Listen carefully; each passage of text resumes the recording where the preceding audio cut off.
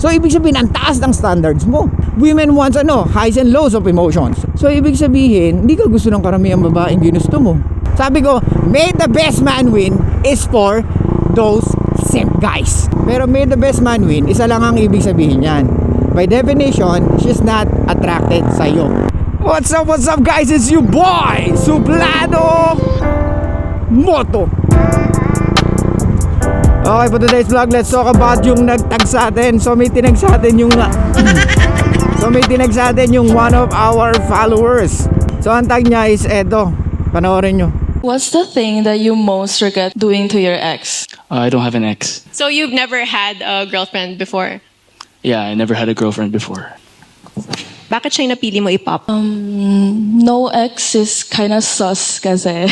Oh, okay. Kasi never pa siya nagka-relationship. Okay. Pero type mo naman ba sana siya if not for that? I would say yes. Okay. You don't wanna be his first? It's kinda sus kasi pag walang ex-girlfriend. So guys, hindi sinasabi ko sa inyo na magkaiba ang logic ng babae at lalaki. Pag ikaw wala ka naging boyfriend, ang taas ng tingin namin sa'yo. Ang taas ng value mo or sexual market value mo. Lalo na kung ikaw ay nasa prime mo o yung nasa peak age mo. Anyway, so ang logic ng babae, yan ang sinasabi ko sa inyo guys. Pre-selection, mas okay sa mga kababaihan at ayaw nyong maniwala. Ayaw nyong maniwala na ang gusto ng mga kababaihan or karamihan ng mga babae mas attracted sa mga lalaking maraming naging babae. At lalo-lalo na hinahangaan ng kapwa niya lalaki. Ganon ang logic ng babae guys. Pag wala kang naging girlfriend, ayaw nila sa'yo. Hindi ka attracted. Ano ibig sabihin? Hindi ka na pre-select ng magagandang babae. Ano ibig sabihin? Hindi ka marunong makipag-usap sa babae. Ano ibig sabihin? Tuturuan ko pa ba to? Baka mamaya, pag nag-kiss kami, ako pa magturo. Nakita nyo naman doon sa huli. Diba? Tinanong ng host, can you be his first? No. Pero sa ating mga lalaki, can I be your first? Of course. Diba?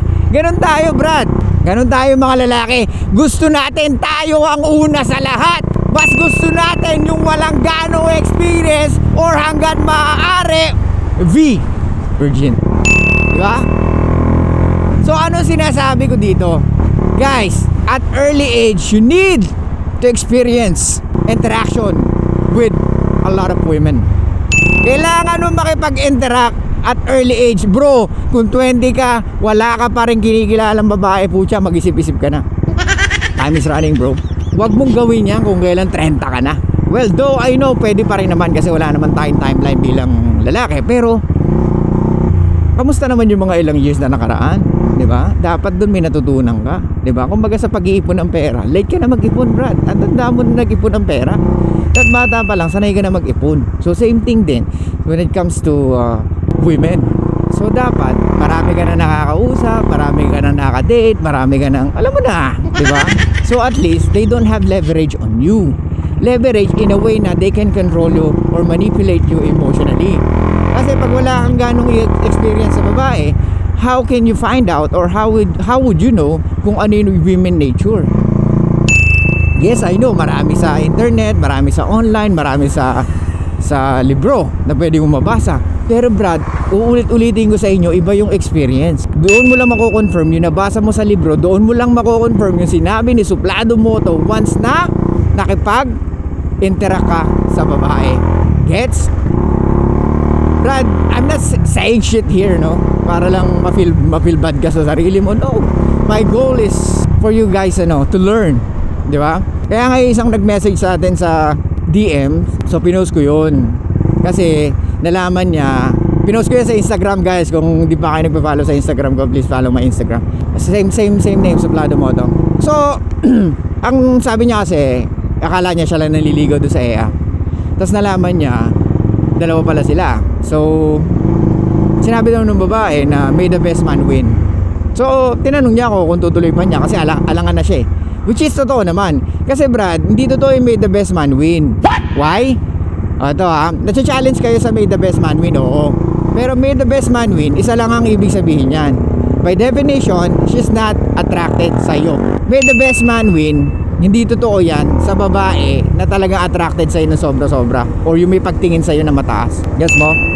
Hindi walang pakialam yan sa mga manliligaw niya or sa nagpapakit sa kanya kung mataas ang attraction niya sa'yo or mataas ang pagtingin niya sa'yo.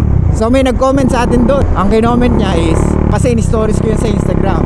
Ang explain niya ganito guys. Pero I want to make this another content kasi maganda rin itong pag-usapan. Pero bibigyan ko kayo ng context para at least may idea kayo.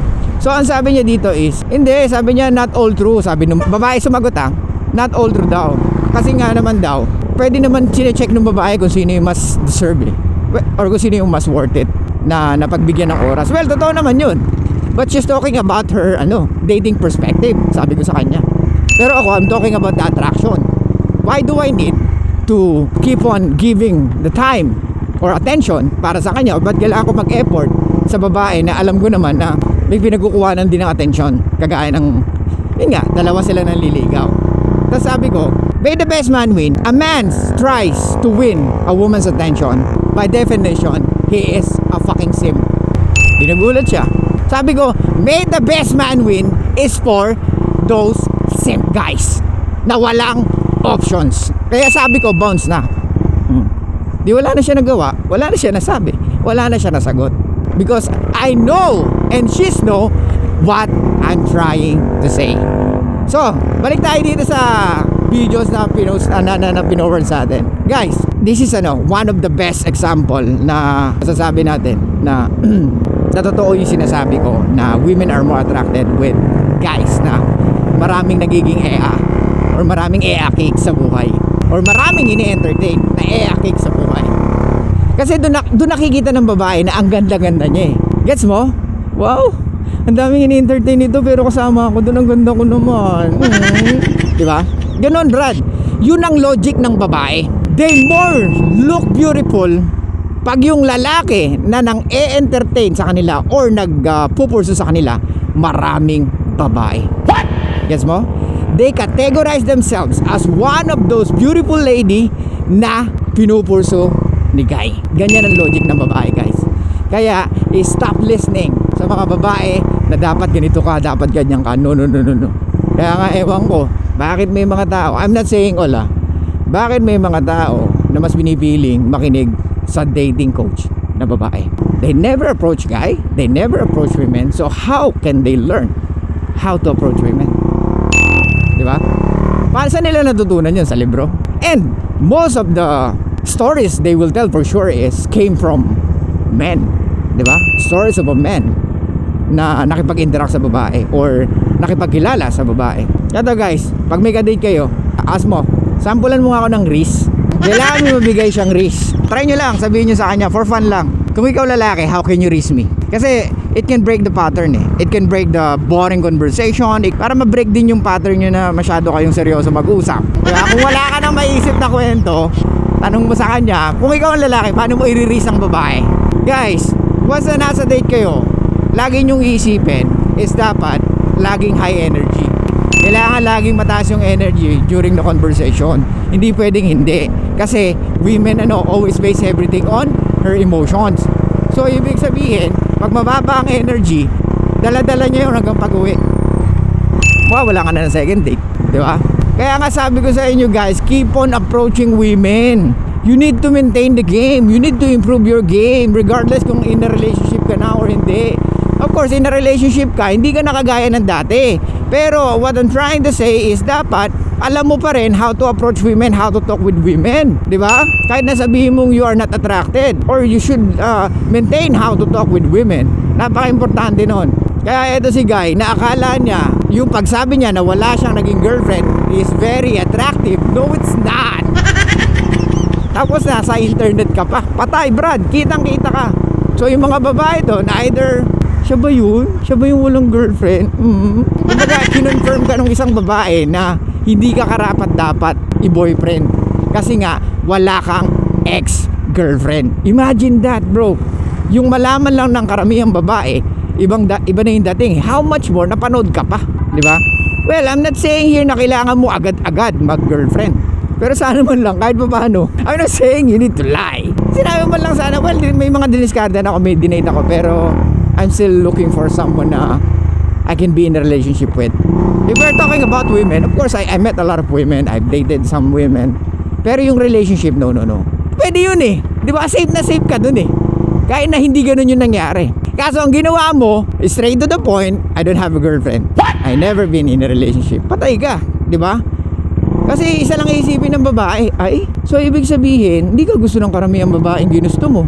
So ibig sabihin, mahina ka dumiskarte. So ibig sabihin, pwedeng boring ka. Boring na nga ako bilang babae, tapos magjojowa pa ako or mag-entertain pa ako ng lalaki mas boring sa akin. Di ba? Women wants highs and lows of emotions. Women wants is stimulating their emotions, arousing their emotions. So, how can a man that has no ex-girlfriend can stimulate her emotions? Ano, ipiplease niya na ipiplease? Hindi yun, bro. Well, it can work sometimes, but not for long term. Pero ang hirap nun, mahirap para sa lalaki yun, nagagawin niya yun palagi, na kailangan niyang i-please yung babae. Parang mangyayari niyan, trabaho mo na yan, magiging trabaho mo na yan, na i-please siya. Kasi pag hindi mo siya pinlis, hindi siya masaya. Di ba? Hindi ba mas maganda yung normal? Hindi ba mas maganda yung natural sa'yo? Di ba? Kaya nga guys, piliin nyo lagi yung babae na talaga mas mataas yung attraction sa inyo. Forget the 7, the 8, the 9s, the 10s. Wala yan, brad. Hindi mo na kailangan galawan yung mga ganyan. Especially kung alam mo naman na wala ka pa sa posisyon para kumilala ng mga 8, 9s, and 10s. Pero depende rin. Kumbaga subjective naman yung mga natin eh. Yung mga looks na nakikita natin sa isang babae. Pwedeng yung 6 sa akin, 7 sa inyo. Pwedeng yung 7 sa akin, 10 sa inyo. Diba? Or pwedeng yung 9 sa akin, 6 lang sa inyo. Kasi alam niyo naman, hindi naman ako ganong simple lang ako eh. Hindi naman ako ma-picky. Joke lang. Ano sinasabi ko? Anyway, so yun nga guys, ayan, wala tuloy sasabihin ko. So guys, nakita nyo to nakita nyo to videos na to. So sana tumatak sa isip nyo to, yung sinabi ng babae na yun. Having no ex-girlfriend is kinda sus kasi. Ang arte. Gusto mo ba sabihin niya sa iyo? Guys, pag nasa ganun kayo situation, sabihin nyo yung sinabi ko. Yes, I've dated I think more than 10 women. Pero I'm still looking for someone the best. Di ba? Safe na safe ka dun eh. Kasi nga, women sa dictating by their emotions. So anong gagawin mo? So kailangan mapag-isip mo siya. Kailangan ma-simulate mo emotions niya. So he dated. So ibig sabihin, ay, sana ako na lang yung first girlfriend niya. O di sana na iba yung kwento. Di ba? Di sana iba yung pinag-uusapan natin ngayon. Di ba? Di sana iba yung example natin ngayon. Kung ang sinabi niya, I've dated more than 10 women, pero hindi ko nakita sa kanila yung mga hinahanap ko. Di ba? So, ibig sabihin, ang taas ng standards mo. So, ibig sabihin, yung babae na tinanong, can you be his first? Kung ayain niya ako. Di ba? So, mag-iiba yung storya, Brad. Next time, guys, huwag niyo sasabihin wala kayo naging ex-girlfriend. Lagi nga sinasabi ko sa inyo, di ba? Huwag na huwag kayong aamin kung ilan yung naging sexual partners nyo. Huwag na huwag kayong aamin kung ilan yung ex nyo. Okay? Laging dapat ang sagot is sabihin mo, I lost my count. Sabihin mo, oh my God, hindi ko na-expect na tatanungin mo ako sa ganyan because I never count. Mga ganon, di ba? So ganon ang dapat nyong gawin. Huwag nyong ilagay yung sarili nyo sa sitwasyon na alam nyong matatalo kayo or wala kayong maisasagot. Okay? Be prepared. Always listen to Sublado Moto. Okay, so yun lang guys. Thank you so much. I'll see you guys next time. Good morning sa inyo lahat. And have a nice day. And bye-bye. Show love. And peace out.